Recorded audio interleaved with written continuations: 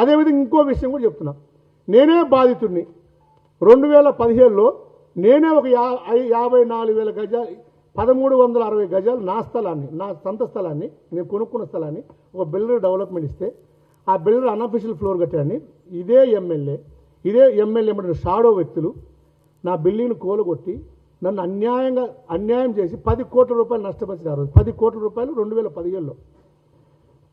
కానీ అద్భుతం ఏం జరిగిందంటే ఆ రోజు ప్రభుత్వ పెద్దలు, ఆ ఎమ్మెల్యే గారు వీళ్ళందరూ కలిపి నేను బిల్డింగ్ డెవలప్మెంట్కి ఇస్తే కూలగొట్టారు కదా, 6 నెలలు 7 నెలల్లోనే నేను ఆ బిల్డింగ్లోంచి ఆ స్థలాన్ని వేరే పేరు మీద రిజిస్టర్ చేయించారు. ఆ బిల్డింగ్ మళ్ళీ సక్రమం అయిపోయింది. ఆ బిల్డింగ్ కట్టారు, ఆ బిల్డింగ్ అమ్మారు. కేవలం 1 సంవత్సరంలో గడిచిపోయింది, అన్నీ చేసిచ్చారు. మేము చేస్తే అక్రమైంది, వాళ్ళు చేస్తే అక్రమైంది. అంటే నేను డెవలప్మెంట్కి ఇచ్చా, నేనేం కట్టలే. అది ఎందుకు చెప్తున్నా అంటే నేనే బాధితుని దానికి.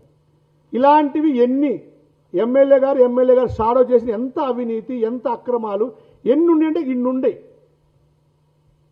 ఇవన్నీ కూడా బయటకు రావాల్సిన అవసరం ఉంది. ఇప్పుడు ఐడిపిఎల్ భూముల గురించి వచ్చింది. ఐడిపిఎల్ భూముల గురించి మేము చెప్తున్నాం. ఐడిపిఎల్ భూముల్లో కూడా ఆ ఐడిపిఎల్ భూములు ఇప్పుడు ఇందిరానగర్ కాలనీ ఉంది, అక్కడ దాని గురించి కూడా కొంచెం చెప్పాలి. కూకుట్పల్లి నియోజకవర్గం ఐడిపిఎల్ భూముల గురించి కవితమ్మ చెప్పింది వాస్తవం కొంత, అవాస్తవం కొంత ఉంది.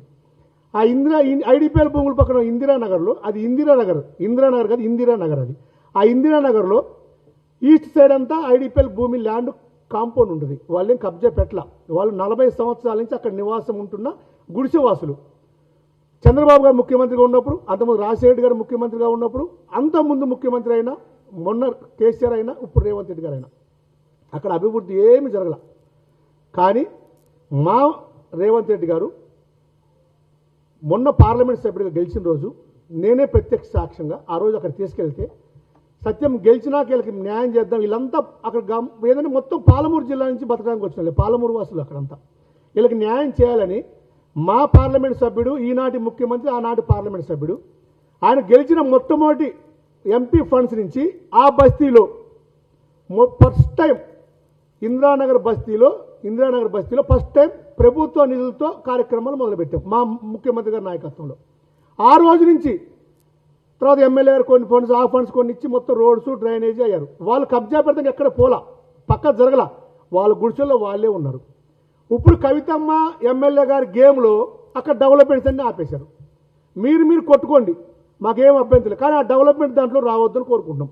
ఎందుకంటే ఆ రోజు ముఖ్యమంత్రి గారు పార్లమెంట్ సభ్యుడిగా ఆ నిధులు ఇచ్చిన రోజు ఆయన జిహెచ్ఎంసీ కౌన్సిల్లో కూడా మాట్లాడాడు. ఆ నిధులు పర్యవేక్షించడానికి మా లాంటి వాళ్ళని ప్రత్యేకంగా పెట్టాడు. అవన్నీ ఆ రోజు సద్వినియోగం అయ్యేది చేశాం. మేము ఎమ్మెల్యే గారికి ఇక్కడి నుంచి ఛాలెంజ్ చేస్తున్నాం. ఎమ్మెల్యే గారు మీరు ఆడే గేమ్లో భాగంగానే అక్కడ వర్క్ ఆపేశారు, మాకు తెలుసు ఆ విషయం. రెండో విషయం, ఇదే ఇందిరానగరు, రాజీవ్ గాంధీ నగరు, ఎన్టీఆర్ నగర్ పక్కన 337 సర్వే నెంబర్, 256 ఏదో సర్వే నెంబర్ ఉంది. ఆ సర్వే నెంబర్లో ఉన్న భూమి మాత్రం ఆ 376, 252, 376 సర్వే నెంబర్లో మీరు రెండోసారి ఎమ్మెల్యేగా అయినప్పుడు అన్ని బిల్డింగ్ కట్టారు ఐడిపిఎల్ ల్యాండ్లోని. మరి అది ఐడిపిఎల్ ల్యాండే కదా, మరి అది ఎలా కట్టించారు మీరు? ఎలా బిల్డింగ్ లేని చెప్పాలి కదా. మళ్ళీ ఎమ్మెల్యే రెండోసారి అయినప్పుడు, ఇప్పుడు మూడోసారి అయినప్పుడు ఈ ఇందిరానగర్ని ఆనుకొని 252 సర్వే నెంబర్లో ఎవరో రామకృష్ణ వాడు ఏదో డాక్యుమెంట్ వేసి దాన్ని ఓకే చేసి దానికి కాంపౌండ్ కట్టారు. మొత్తం 50 గజాల స్థలాల దగ్గర ఇబ్బంది అవుతున్నప్పుడు ఇవన్నీ ఎలా కడుతున్నారు? ఆ రామకృష్ణ ఎవరు? ఆ 376 సర్వే నెంబర్లో ఎలా బిల్డింగ్ కడుతున్నారు? ఇవన్నీ కూడా తేలాలి కదా, ఇవన్నీ కూడా విచారణ చేయాలి కదా.